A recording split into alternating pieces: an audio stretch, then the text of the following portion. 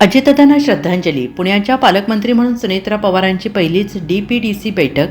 1032 कोटींचा आराखडा मंजूर. राज्याचे दिवंगत उपमुख्यमंत्री अजित पवार यांना विधानभवन येथे आयोजित जिल्हा नियोजन समितीच्या बैठकीत श्रद्धांजली अर्पण करण्यात आली. बैठकीच्या अध्यक्षस्थानी उपमुख्यमंत्री तथा जिल्ह्याचे पालकमंत्री सुनेत्रा पवार होत्या.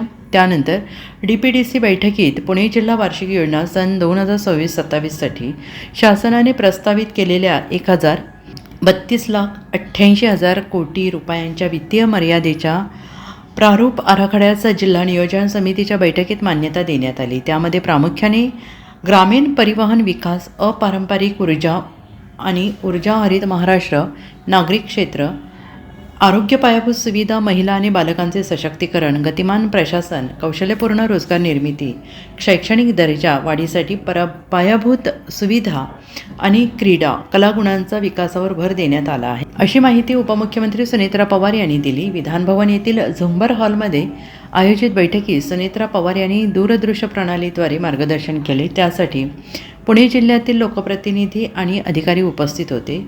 उपमुख्यमंत्री पवार म्हणाल्या की 2026-27च्या प्रस्तावित प्रारूप आराखड्यात मुख्यत्वाने ग्रामीण विकासासाठी 135 कोटी रुपये, परिवहन विकासासाठी 115 कोटी रुपये, नागरिक क्षेत्रातील पायाभूत सुविधांसाठी 116 कोटी 25 लाख रुपये, अपारंपरिक ऊर्जा आणि ऊर्जा विकासासाठी 80 कोटी, तसेच पर्यटन विकासासाठी 56 कोटी 86 लाख रुपये, हरित महाराष्ट्राकरिता 40 कोटी रुपये, आरोग्य पायाभूत सुविधांचा विकासाकरिता 110 कोटी 71 लाख रुपये, महिला आणि बालकांचे सशक्तीकरण 29 कोटी 44 लाख रुपये, गतिमान प्रशासन 78 कोटी 50 लाख रुपये, कौशल्यपूर्ण रोजगार निर्मिती 10 कोटी 5 लाख रुपये, शैक्षणिक दर्जा वाढीसाठी पायाभूत सुविधांवर 100 कोटी रुपये, क्रीडा आणि कलागुणांचा विकासाकरिता 10 कोटी 1 लाख रुपयांची तरतूद करण्यात आली आहे.